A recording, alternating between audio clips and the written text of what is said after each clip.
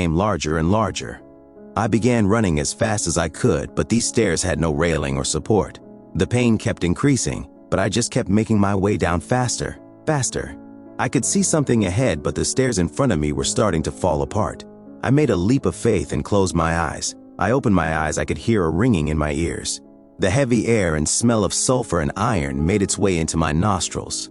It was hard to breathe. I could feel myself sinking into the sand. I was being pulled by rotting limbs. Teeth sinking into my thighs, legs, neck, and back. I fought, screaming and kicking everything around me. I managed to break free as I could see an array of rotting bodies scattered all around me. I got up and looked around and saw that I had landed close to a sandy area. It was very dimly lit. As I looked up, I was in between a giant valley. I can see a bright red liquid run down the many crevices of the black obsidian like rocks.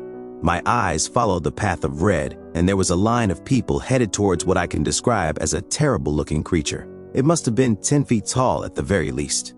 Its skin was rough, stony, and gray. He was accompanied by a giant mallet. It looked very similar to a cleaver. On the sides of it were etched lines. His smile extended from cheek to cheek while his bright yellow teeth peered through. It had white hair and piercings on its nose, lips, ears, and nipples. The piercings on his nipples were connected by a chain that made an X shape. Next to him was what I can describe as a human with 2 heads, but they shared 1 pair of eyes, 2 sets of arms on each side, and 2 legs that was slouched over, hugging his leg.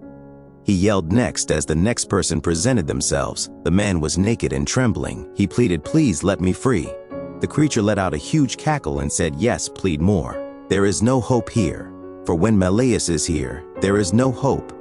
He then lifted his mallet and slammed down with all his might. The man who was standing in front of him was reduced to a puddle of blood